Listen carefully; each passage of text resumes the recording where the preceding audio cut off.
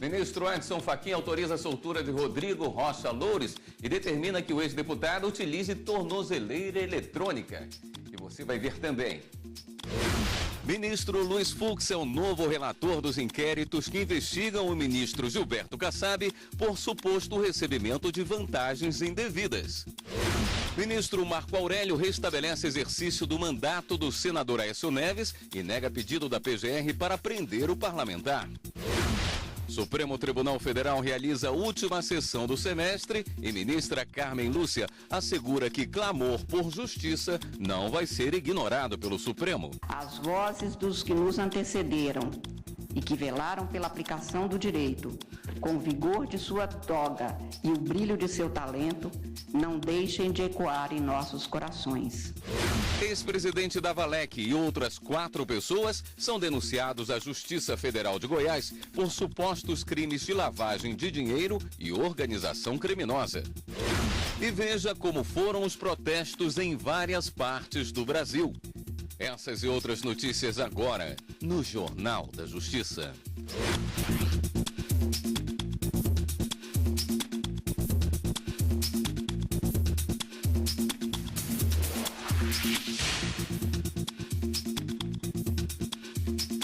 Boa noite. Ministro Edson Fachin autoriza a soltura de Rodrigo Rocha Loures. A repórter Ana Paula Ergang tem os detalhes. Boa noite, Ana Paula.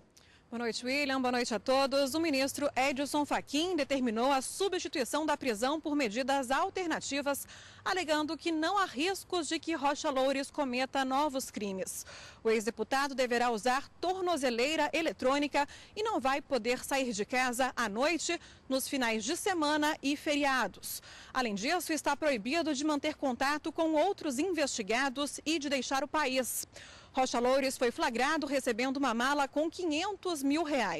De acordo com os delatores da JBS, o dinheiro era parte de propina paga em troca de favores políticos. O ex-deputado estava preso desde o dia 3 de junho. William. Obrigado, Ana Paula. O ministro Marco Aurélio Melo, do Supremo Tribunal Federal, restabeleceu o exercício do mandato do senador Aécio Neves. Na mesma decisão, o magistrado negou um pedido da Procuradoria-Geral da República para prender o senador. Para o ministro, a Suprema Corte não deve interferir em mandatos parlamentares para respeitar a independência dos 3 poderes da República. A Secretaria-Geral do Senado informou que o presidente da Casa, Eunice Oliveira, foi notificado da determinação do STF e que Aécio já pode retornar ao trabalho. Ele vai ter descontado do salário os dias que ficou afastado do mandato. Supremo Tribunal Federal faz última sessão antes do recesso forense. Na manhã de hoje, a ministra Carmen Lúcia encerrou o primeiro semestre do ano judiciário de 2017.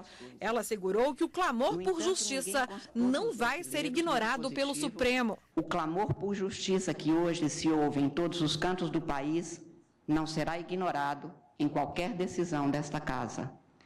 As vozes dos que nos antecederam e que velaram pela aplicação do direito, com o vigor de sua toga e o brilho de seu talento, não deixem de ecoar em nossos corações. Não seremos ausentes aos que de nós esperam a atuação rigorosa para manter sua esperança de justiça. O ano de 2017 começou com uma notícia triste para o Supremo e para o Brasil. A morte do ministro Teori Zavascki, vítima de um acidente aéreo no dia 19 de janeiro. Na abertura do ano judiciário, o ministro foi homenageado pelo rigoroso padrão ético que sempre pautou a irrepreensível atuação do ministro Teori Zavascki como magistrado, constitui um dos mais preciosos legados de sua marcante passagem por esse Supremo Tribunal Federal. No dia 22 de março, tomou posse o novo ministro do STF, Alexandre de Moraes. Prometo bem fielmente cumprir os deveres do cargo de ministro do Supremo Tribunal Federal, em conformidade com a Constituição e as leis da República. O primeiro semestre foi marcado por decisões importantes tomadas pelo colegiado do Supremo. Em abril, Por 7-3, os ministros declararam inconstitucional o direito de greve dos servidores públicos de órgãos de segurança e decidiram proibir qualquer forma de paralisação das carreiras policiais. Ficou decidido ainda que o poder público terá a obrigação de participar de mediações criadas por entidades que representam esses servidores para negociar interesses da categoria. A maioria dos ministros acompanhou o voto do ministro Alexandre de Moraes, entendendo que a proibição está prevista no artigo 144 da Constituição. É vedado aos servidores públicos dos órgãos de segurança pública previstos no artigo 144 o exercício do direito de greve sob qualquer forma ou modalidade. Em maio, o plenário declarou inconstitucional o artigo 1790 do Código Civil, que previa um tratamento diferenciado ao companheiro para fins de sucessão. Com isso, na partilha da herança, aqueles que possuem união estável devem ter os mesmos direitos das pessoas casadas. Na sucessão, portanto, se aplicasse as mesmas normas que valem para pessoas que eram casadas, ele teria direito à metade. Porém, se aplicar o dispositivo do artigo 1790 do Código Civil, que rege a sucessão em uniões estáveis, ele só tem direito a 1/3 e somente daquilo que tenha sido adquirido onerosamente. Portanto, o Código Civil instituiu um regime sucessório para as uniões estáveis totalmente desequiparado e mais desfavorável para o companheiro ou a companheira. Em junho, a tribuna do STF recebeu a primeira advogada transexual. Ela defendeu o direito dos transexuais a mudarem de gênero no registro civil, mesmo que não tenham realizado a cirurgia de mudança de sexo.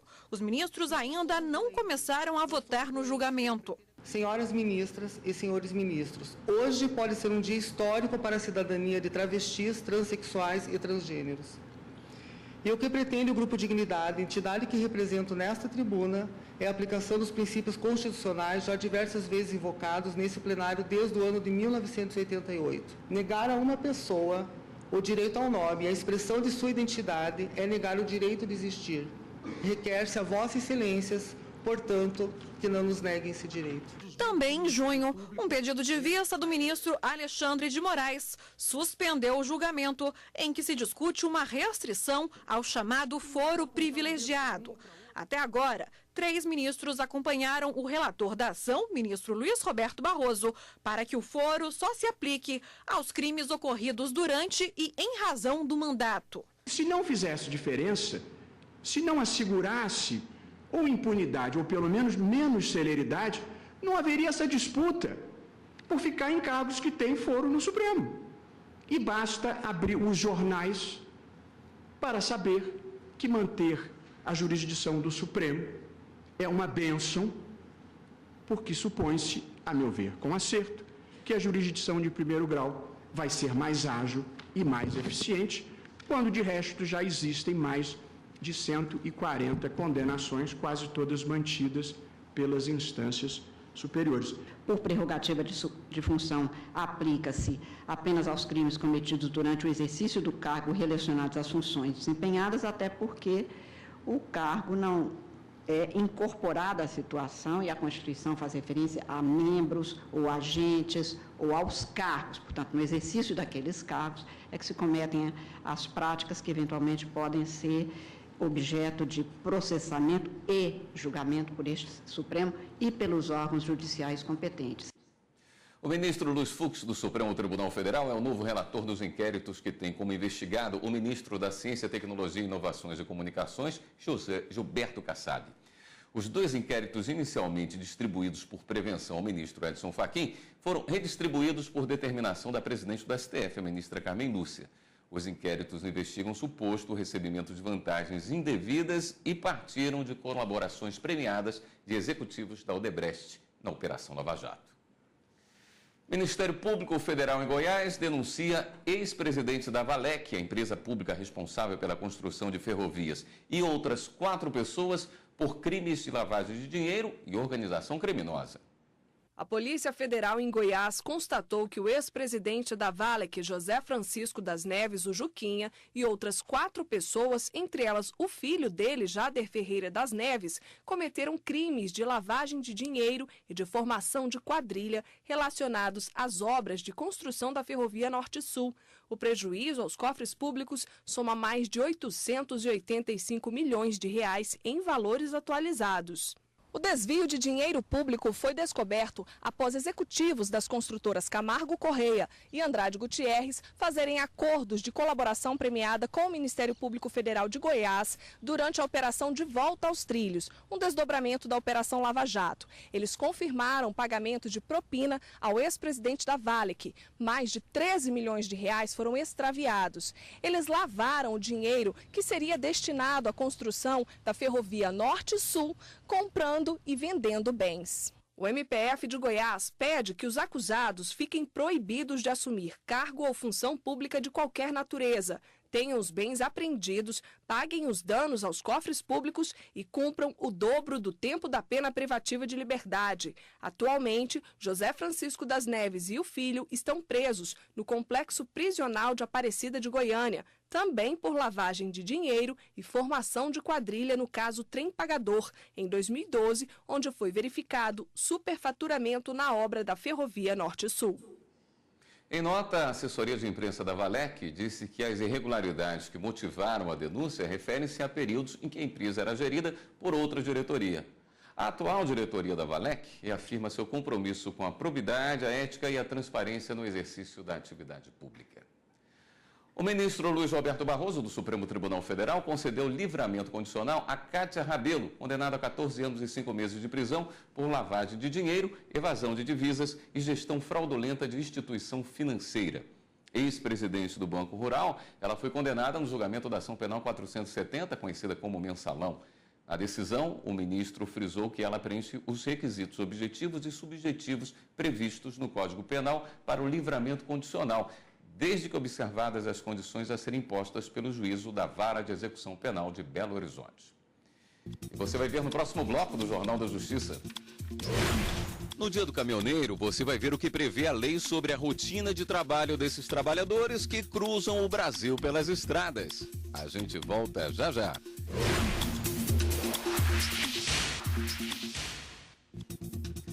Eles têm uma rotina de trabalho puxada. Dirigem horas sem parar, enfrentam contratempos nas estradas, ficam muitos dias longe da família.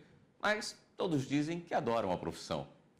E hoje, 30 de junho, é o dia deles, os caminhoneiros. Os repórteres Viviane Novaes e Anaria Amaral pegaram a estrada para conhecer um pouco da rotina desses profissionais e mostram o que diz a lei sobre a jornada de trabalho. Eles passam dias, semanas, meses fora de casa. A carga mais pesada é a saudade, né? Saudade da família. Eu não sou casado, não, mas é a família. Ela é ingrata, sabe? Ela é ingrata, que o filho se cria sem ver os pais. Além da solidão, os caminhoneiros enfrentam estradas em más condições, o medo de assaltos, o cansaço de muitas horas ao volante. Mário trouxe para Brasília toneladas de cabos de telefonia lá de Sorocaba, São Paulo. Na noite passada, diz que dormiu 7 horas, para não correr o risco do que o pai já passou. Meu pai já tombou o caminhão por causa de falta de dormir, então eu já não quero que aconteça a mesma coisa, entendeu? O cansaço e as noites mal dormidas alteram o funcionamento do organismo. Dificuldade de concentração, dificuldade em realizar atividades diversas que exijam algum nível intelectual, coordenação motora, reflexos. E dependendo do tempo que o indivíduo está em privação de sono, pode ter dificuldade até em se manter acordado, né? Com os famosos apagões, né? Que o indivíduo pode sofrer, que é iniciar o sono subitamente contra a sua vontade. Desde 2015, o Brasil tem a Lei do Motorista, que alterou a CLT e o Código de Trânsito. A jornada deve ser de 8 horas diárias, podendo ser prorrogada por até 2 horas ou por até 4 horas, se isto estiver previsto em convenção ou acordo coletivo. O motorista deve descansar 30 minutos a cada 6 horas na direção e não pode dirigir mais do que 5 horas e meia sem parar.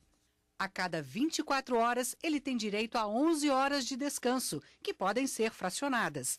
Mas a lei estabelece um período mínimo de 8 horas ininterruptas de descanso.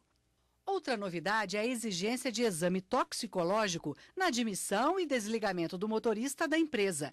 Esse exame deve comprovar se houve ou não consumo de drogas nos últimos 90 dias.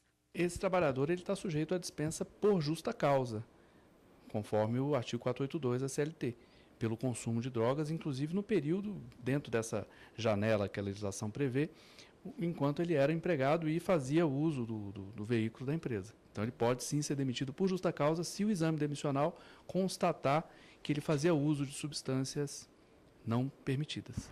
Outra previsão da lei é que o controle da jornada de trabalho não é apenas um direito do motorista, mas também um dever do empregador. Tudo que o seu José faz durante a viagem é registrado neste equipamento aqui. O tempo que ele dirige sem parar, o descanso, o pernoite, a hora que ele vai dormir e a hora que ele vai acordar para pegar de novo a estrada. Seu José, é vigilância o tempo todo? É, mais ou menos isso, né? Com o rastreador aí, a gente se sente mais seguro, né? Tem motorista que não gosta por conta da malandragem, né? Mas eu acho bom. É que nem a pessoa quando está com o relógio em casa, que esquece ele em casa. É a mesma coisa quando eu viajo sem rastreador. Para mim está faltando uma grande coisa em mim. Os dados são enviados por satélite para a empresa de monitoramento, que repassa as informações para a transportadora. No Dia do Caminhoneiro, seu José tem motivos para comemorar. Nos 44 anos na boleia do caminhão, atravessando o país de norte a sul, diz que nunca sofreu um acidente. Eu quero terminar acidente zero. Acidente zero. Se Deus quiser. E Ele quer, né? A justiça brasileira não usa mais a tese da legítima defesa da honra para os homicídios em que o marido traído mata a mulher, por exemplo. Mas o Código Penal prevê redução de pena para crimes cometidos sob violenta emoção. É o caso de lesões corporais e de assassinatos ocorridos em situação de grande estresse.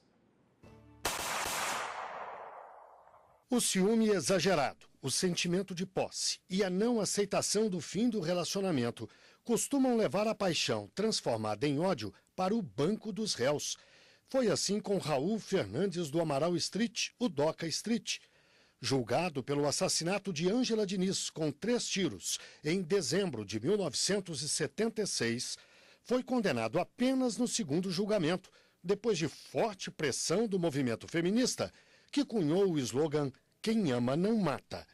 A tese da legítima defesa da honra dava ao criminoso uma pena amena, quase inexistente. O que um júri poderia reconhecer nesse caso?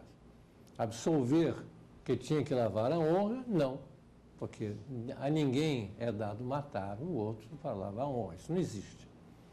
Mas, se entender que ele estava fora de si, por injusta provocação da vítima, então as qualificadoras do homicídio, que aí vai a pena lá em cima, caem, e nós reconhecemos um homicídio privilegiado, em que a pena é muito menor. A narrativa do homicida passional, machista, para justificar esse tipo de crime contra a mulher, foi abalada com a igualdade de direitos prevista na Constituição e pela punição garantida na lei, que trata da discriminação de gênero.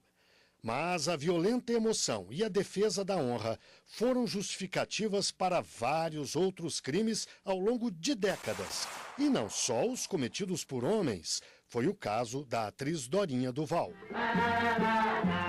A carreira de Dorinha começou na década de 1940 e passou por vários tipos de palcos e estúdios. Dorinha foi também cantora, vedete, viveu e conheceu os bares, a noite do Rio de Janeiro e passou por momentos difíceis. Teve um aborto, foi estuprada. Tudo isso ajuda a compreender melhor a personalidade de Dorinha Duval. O primeiro trabalho como atriz foi neste filme com Mazzaropi. O ano é 1960 e ela faz uma ponta. Senhor, você tá louco? O maior sucesso foi no papel de Dulcineia, uma das irmãs cajazeiras, na novela O Bem Amado da Rede Globo, na década de 70. Dulcineia, Em outubro de 1980, a atriz foi protagonista de uma tragédia. Matou o próprio marido, o produtor publicitário Paulo Sérgio Garcia Alcântara. Dorinha tinha 47 anos, 16 a mais do que o marido. No depoimento que deu à justiça, a atriz afirmou que à noite, na cama, no auge de uma discussão, ele teria dito que ela estava velha demais. Rejeitada como mulher e supostamente agredida a tapas, Dorinha Duval deu 3 tiros em Paulo Sérgio. O experiente professor e advogado João Mestieri conheceu o caso de perto e faz uma análise psicológica. Ele diz que Dorinha foi tomada pela emoção e perdeu o juízo. Depois, sofreu muito. Imensa, imensissimamente. Não queria matar ninguém. Ela matou, ela não matou dentro dela. Ela fez cessar a impossibilidade de viver aquela paixão. A tese convenceu o tribunal do júri. Dorinha foi condenada a 1 ano e meio de detenção, com direito a cumprir a sentença em liberdade. A promotoria recorreu e, no segundo julgamento, a pena subiu, mas foi para 6 anos. Na época, o tempo mínimo no caso de homicídio simples e em regime semiaberto. Eu vou rifar meu coração. 5 meses depois do caso Dorinha, outra tragédia choca o Brasil. Agora as partes envolvidas são o cantor Lindomar Castilho e a ex-mulher dele, Eliane de Gramont. Cansada de agressões e do ciúme doentio de Lindomar, ela saiu de casa. Ele não se conformou e deu 5 tiros nas costas de Eliane. Muitos anos depois, neste depoimento à cineasta Ana Ripper, o cantor tentou se justificar e teorizou sobre as reações de quem tem ciúmes. De repente, ele não é capaz de segurar o ciúme dele. Isso acontece. Aquela pessoa é minha, acabou, ela tem que ser minha, ela vai ser minha, e vamos dar um jeito dela ser minha e pronto, e vamos. Aí o cara vive atrás da outra pessoa e faz isso, faz aquilo, faz besteira, faz qualquer coisa.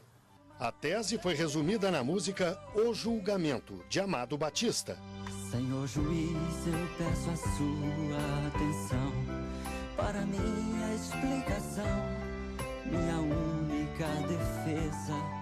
E, mais uma vez, a defesa alegou que o crime foi cometido sob violenta emoção para tentar uma diminuição de pena. O Código Penal ele não admitiu como causa excludente do crime a emoção ou a embriaguez. Então, quem age impelido por violenta emoção não vai ter o benefício de não ser punido. Porém, o Código qualificou essa circunstância como aquela podendo ser auferida na terceira fase da dosimetria, incidindo aí juridicamente como uma causa de diminuição. No caso de Lindomar, o argumento não funcionou. O cantor foi condenado a 12 anos de prisão.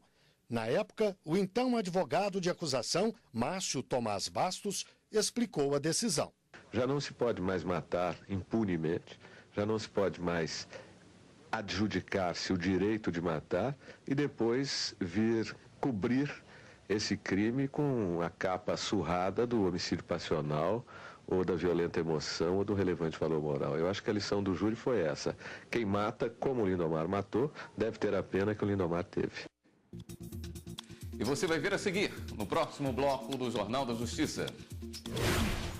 Protestos contra as reformas trabalhista e da Previdência são realizados em todos os estados do Brasil. A gente volta em instantes. Hoje, todos os estados e o Distrito Federal tiveram protestos contra as reformas trabalhista e da Previdência. Os atos foram organizados por centrais sindicais e movimentos sociais. No Rio de Janeiro, foi registrado quase 70 quilômetros de engarrafamento por conta dos protestos na Avenida Brasil. Os manifestantes ainda bloquearam os acessos ao Aeroporto Internacional Tom Jobim. Em Belo Horizonte, todas as estações de metrô ficaram fechadas. Estão operando apenas ônibus do transporte coletivo. A rodovia Fernão Dias foi totalmente bloqueada durante a manhã de hoje. Na capital federal, o serviço de metrô também foi suspenso. Algumas vias da região central e a esplanada dos ministérios foram fechadas pela Polícia Militar. Os atos de protestos foram feitos na BR-020. Bancários e professores da Universidade de Brasília também suspenderam as atividades. Em Salvador, a manifestação foi concentrada na região do Iguatemi. Algumas ruas foram fechadas, o que gerou engarrafamento. Em Manaus, teve passeata no centro da cidade e o trânsito ficou parcialmente bloqueado. O Tribunal Superior Eleitoral divulgou um balanço das principais ações da Corte Eleitoral nesse semestre. O relatório foi divulgado pelo presidente do TSE, o ministro Gilmar Mendes, na última sessão plenária antes do recesso. No primeiro semestre, o Tribunal Superior Eleitoral realizou 74 sessões plenárias. O presidente da Corte, ministro Gilmar Mendes, destacou que até o dia 29 de junho foram recebidos e distribuídos entre os ministros 1.245 processos físicos e 272 eletrônicos. No total, diminuímos o estoque processual em 8,37%, tendo sido baixados 1.892 processos físicos e 57 eletrônicos. O ministro Gilmar Mendes ressaltou ainda que uma das principais ações da Justiça Eleitoral neste ano foi o lançamento da campanha nacional de biometria, que chama a população a comparecer aos cartórios eleitorais do país para o cadastramento das impressões digitais. O nosso objetivo é chegar ao final do período da campanha com cerca de 80 milhões de eleitores biometrizados. Tocantins foi o primeiro estado em 2017 a concluir a meta da coleta biométrica de 100% do eleitorado. De acordo com o presidente do TSE, ministro Gilmar Mendes, cerca de 100 mil eleitores têm sido cadastrados por dia. O presidente também reforçou que no recadastramento biométrico, a meta para 2017 é cadastrar 26 milhões de eleitores. Os ministros Valmir Oliveira da Costa e Maurício Godinho Delgado, do Tribunal Superior do Trabalho, e o desembargador Fernando da Silva Borges, presidente do TRT da 15ª Região em Campinas, tomaram posse hoje como conselheiros do Conselho Superior da Justiça do Trabalho. A cerimônia de posse dos 3 novos conselheiros titulares do Conselho Superior da Justiça do Trabalho ocorreu durante a 5ª sessão ordinária do CSJT. Vossas Excelências, passando a integrar esse conselho, vão trazer às luzes a sua competência, o cabedal de conhecimentos para fazer com que as decisões, as orientações normativas desse Conselho sejam cada vez melhores. Os ministros Valmir Oliveira da Costa e Maurício Godinho Delgado e o desembargador Fernando da Silva Borges, presidente do TRT da 15ª Região, assinaram o termo de posse e prestaram o compromisso como membros do CSJT, que tem a competência de exercer a supervisão administrativa, orçamentária e financeira da Justiça do Trabalho. O desembargador Fernando da Silva Borges falou em nome dos novos conselheiros empossados. Cada um de nós, e falo aqui em meu nome, tentarei com o máximo das minhas forças colaborar para este conselho em suas decisões, respeitadas, obviamente, as minhas limitações. O programa Refrão deste domingo é no ritmo do forró. A cantora e compositora Carol Carneiro usa viola para incrementar um shot arretado. O primeiro DVD está a caminho e você curte em primeira mão alguma das músicas do trabalho. O Refrão é domingo, 9h30 da noite. Não tem mandinga, não tem mandinga pra te parar. E o Jornal da Justiça fica por aqui. Outras notícias do Judiciário você acompanha na segunda-feira, 13h, no Jornal da Justiça, primeira edição. Uma boa noite para você, um ótimo fim de semana e continue aqui na TV Justiça.